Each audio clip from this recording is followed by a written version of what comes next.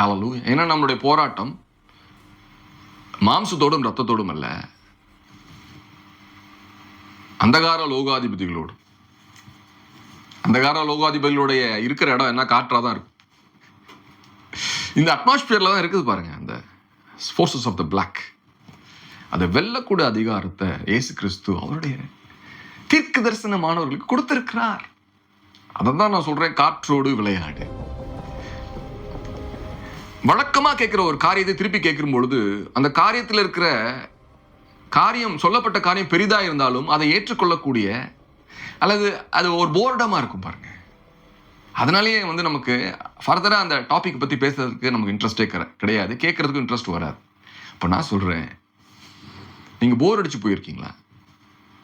என்னோட சேர்ந்துக்கோங்க, நான் உங்களுக்கு காற்றோடு விளையாடுகிற கலையை கற்றுக் கொடுப்பேன்.